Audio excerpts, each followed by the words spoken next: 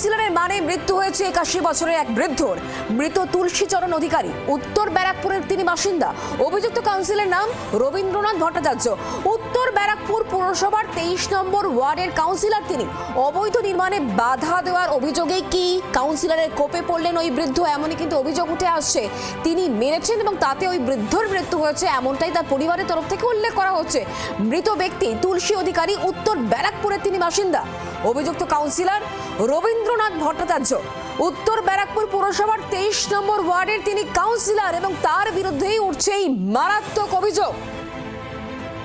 81 বছরের এক বৃদ্ধ তুলসী অধিকারী তার নাম, তার মৃত্যু হয়েছে। কাউন্সিলরের মানেই তার মৃত্যু হয়েছে, এমনটাই অভিযোগ উঠে আসছে।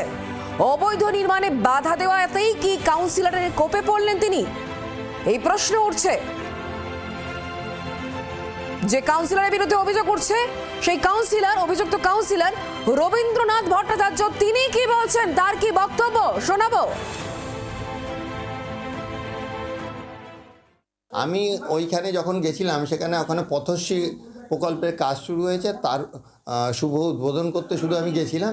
আমি একটু বলেছি যে ওখানে দেখুন কোনো কনস্ট্রাকশন ওয়ার্ক হচ্ছে না, তো সামনে প্লাস্টার করছে, আমরা যা দেখতে পেলাম। এবং তারপরেই আমি এসে চা খাচ্ছিলাম, সেখানে এসে তুলসী অধিকারী আমার গলা ধরে, আমার মা বাবা তুলে খিস্তি করে। হ্যাঁ, এবং এই কথার এলাকার লোকেরা যখন প্রতিবাদ করছে, তখন তাদের মধ্যে সোমেন মজুমদারকেও ও ধরে, তার মা বাবাদেরও খিস্তি করে, তাকেও মারধর করে। আমাদেরকে জানাবেন, আমাদের সঙ্গে বরুণ রয়েছেন, আমাদের প্রতিনিধি বরুণ। একটু এটাই বোঝার চেষ্টা করব, কাউন্সিলরের বক্তব্য তো আমরা শুনলাম, তিনি পথশ্রীর কথা বলছিলেন, তিনি বলছেন যে ওই ব্যক্তি কলার ধরেছিলেন, উত্তপ্ত বাক্য বিনিময় হয়েছে। বিষয়টা ঠিক কি, মানে পরিবারের অভিযোগ কি যে ব্যক্তি মারা গিয়েছেন? একেবারেই দেখো, পরিবারের তরফ থেকে কিন্তু বলা হচ্ছে যে এই যে বাড়ি, অর্থাৎ আমি তোমাকে একদম দেখাই, এই যে বাড়ি অর্থাৎ তুলসী অধিকারীর যে বাড়ি, এটা হচ্ছে তুলসী অধিকারীর বাড়ি, এবং ঠিক তার বাড়ির পাশেই এই যে কনস্ট্রাকশনটা হচ্ছে, এইটাই তাদের কিন্তু ছিল যে এই কনস্ট্রাকশনটা কিন্তু একবারই অবৈধ কনস্ট্রাকশন। তার কারণ হিসাবে তারা যেটা বলছে, এই যে জায়গা, এই জায়গা যতটুকু আইন বলে ছাড়া দরকার, সেই রকম কিন্তু ছাড়া নেই, এমনটাই কিন্তু তারা বারবার করে পৌরসভায় অভিযোগ জানিয়ে আসছিলেন। এমনকি কাউন্সিলর রবীন ভট্টাচার্যকেও তারা কিন্তু এই অভিযোগ জানিয়েছিলেন, কিন্তু তারা তখন কোনো সুরাহা না হয়, তার কারণ কনস্ট্রাকশন অলরেডি শুরু হয়ে গিয়েছে এবং প্রায় শেষের পথে।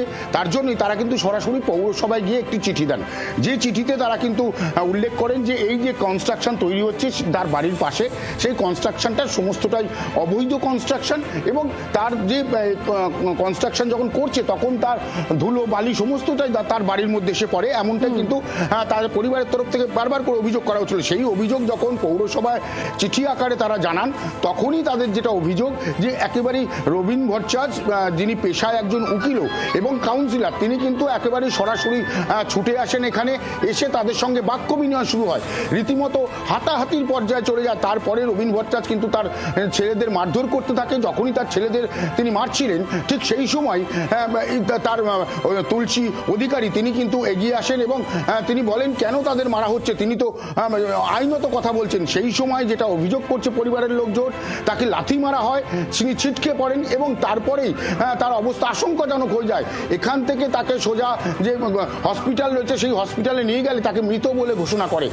স্বভাবতই এলাকায় শোকের ছায়া, ব্যাপক পুলিশ বাহিনী কিন্তু রেখেছে যাতে। তুমি আমাদের সঙ্গে থাকো। মারধর করা হয়েছে, লাথি মারা হয়েছে এবং যার জেরে ওই বৃদ্ধ তুলসীচরণ তার মৃত্যু হয়েছে, এমনটাই পরিবারের তরফ থেকে অভিযোগ করা হচ্ছে। পরিবারের বক্তব্য কি সেটা শোনাবো, সেই সঙ্গে স্থানীয় মানুষজন তারাই বা কি প্রত্যক্ষ করেছেন সেই বক্তব্য শোনাবো।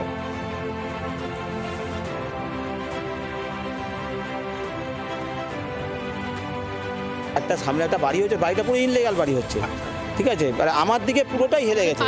তা আজকে কাউন্সিলর এসে আমাকে অকাত্য ভাষায় গালাগাল দিচ্ছে সকালবেলা, বুঝেছেন, মানে গালাগাল মুখে আনা যায় না, সেই ভাষায় গালাগাল দিচ্ছে। এই করতে আমি তাতেও কাউন্সিলর কিছু বলি, বাবার সঙ্গে তাড়াতাড়ি করে গেছে, গিয়ে বলে দাদা কী হয়েছে, দাদাকে বাবাকে হট করে 2-3 থাপড়া বেড়েছে।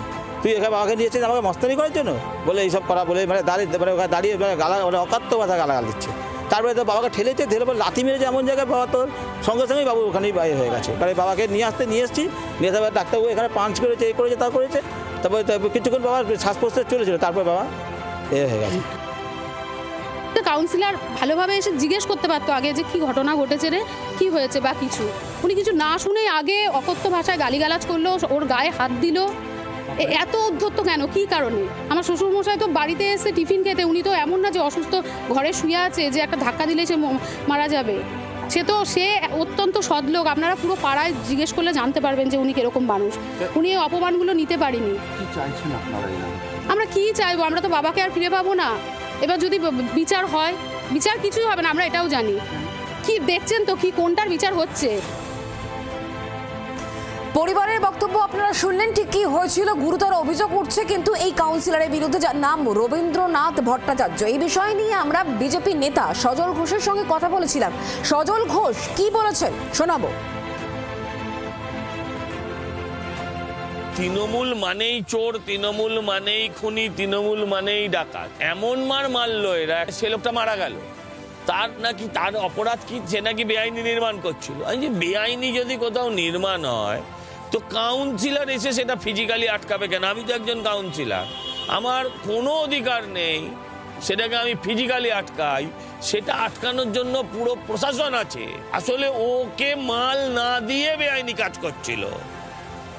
নাম রবীন্দ্রনাথ, বড় দাড়িও রাখতে পারে, তাই বলে ঠাকুর ভাববেন না এদেরকে, এরা সব অপদেবতা। বাংলার আওয়াজ, বাঙালির আবেগ, জি 24 ঘন্টা।